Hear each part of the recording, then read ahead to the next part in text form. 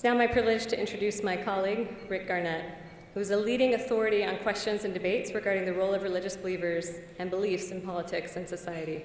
He's published widely on matters in the area of law and religion, with dozens of law review articles and book chapters. And he's regularly invited to share analysis and commentary in national print and broadcast media. He's the founding director of Notre Dame's Law School's program on church, state, and society, which does important work both in thought leadership and student formation, advancing goals in our Religious Liberty Initiative.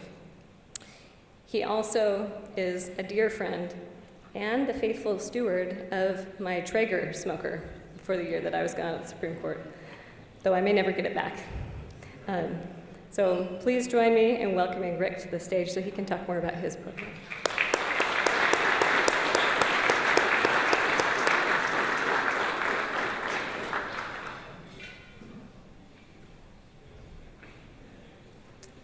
Well, Stephanie's right. She and Doug are never going to get their smoker back.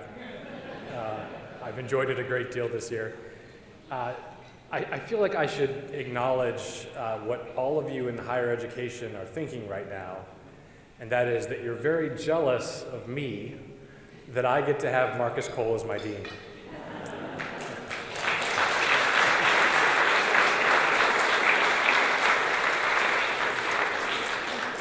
So as you heard, I'm associated with a program at Notre Dame Law School called the Program on Church, State, and Society.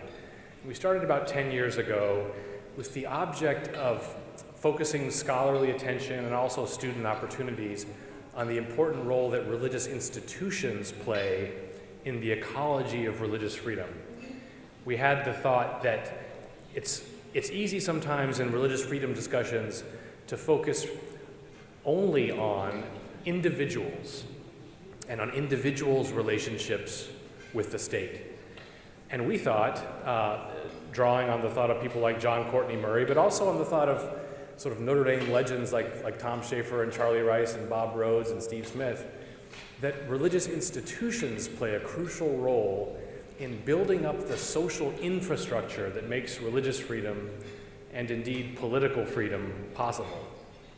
And it was a real honor for us a couple months ago to be able to give our inaugural Church, State, and Society award to someone who's receiving a lot of awards, Professor Mary Ann Glendon, who had led the way in reminding people in the law and religion conversation about the contributions that institutions make to the free exercise of religion.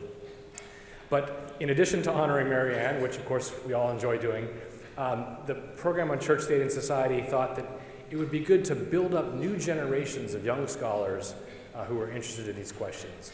So thanks to some generous benefaction, we've been able to create a position for a rising academic, a fellow who's interested in these matters, and I'm delighted that in the next couple years, the Robert Rhodes Fellow in Church, State, and Society is going to be my friend Stephen McDaniel, who's here.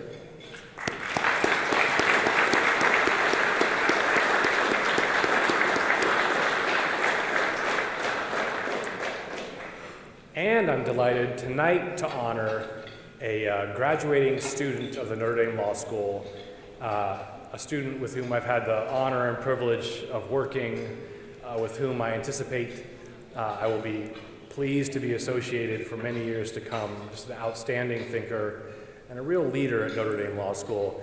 He was the winner of the Church, State, and Society program's law student essay contest in Church, State, and Society. And that is my student, Michael Bradley.